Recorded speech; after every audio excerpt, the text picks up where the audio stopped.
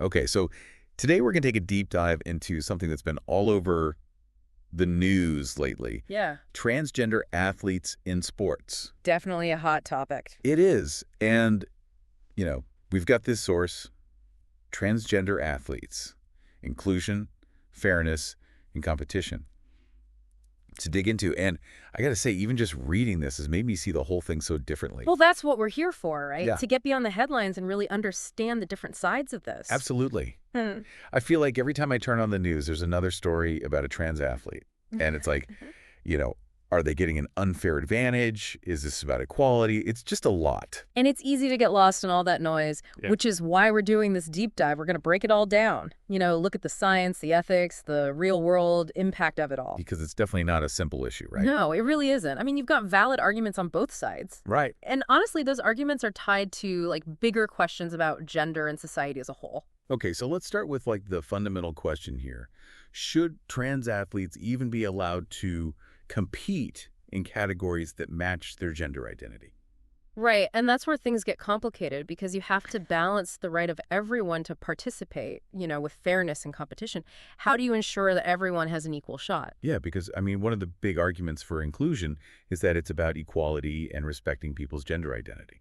Exactly, and that's a really important point. This is about people feeling seen and validated and being able to live authentically. Right. But then there's the other side saying, okay, but what about the biological differences? Like, even with hormone therapy, trans women still have some physical advantages. Yeah, and that's a valid concern too. Yeah. There's research suggesting that even after hormone therapy, trans women might retain certain characteristics like bone density and muscle mass. So it's not as simple as saying hormones level the playing field completely. No, and this is where the science gets really interesting because different sports require different things, right? Like weightlifting is all about raw strength, while something like swimming is more about technique and endurance. So you're saying the impact of those potential advantages could vary depending on the sport. Exactly. And speaking of science, this source mentions a study published in the British Journal of Sports Medicine. It found that even after a year of hormone therapy, trans women still had a strength advantage. Right. And that study really got people talking. Some folks argued that it didn't factor in things like training history and skill level. Right, because someone who's been training for years is going to be stronger than someone who just started, regardless of their gender identity. Exactly. So the research is still ongoing, and scientists are trying to figure out, the whole interplay between hormones, physiology, and athletic performance. It's complex. It is. But So how do you even begin to create fair policies when the science itself is still evolving? that's the million-dollar question, and it's a huge challenge for organizations like the IOC.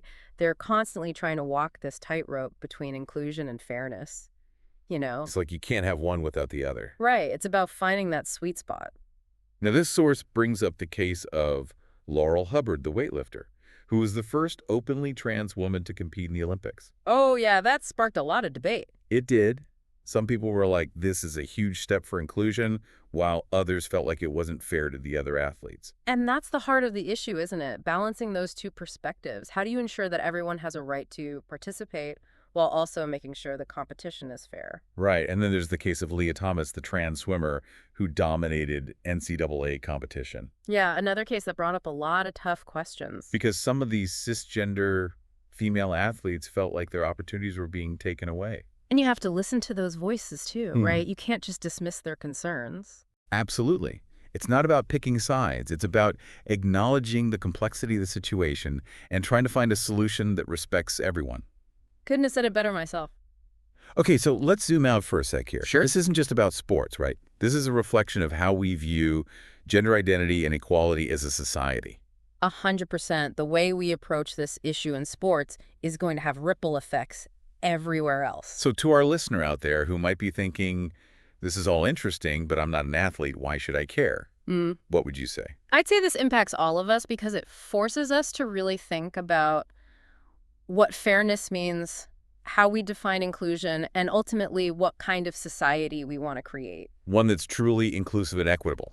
Right. I think this deep dive has really highlighted that there's no easy answer here. Definitely not. It's a conversation that we need to keep having. Yeah, we need to move past the sound bites and the shouting matches and really try to understand the nuances here. Absolutely. And, this source ends with a really thought-provoking question.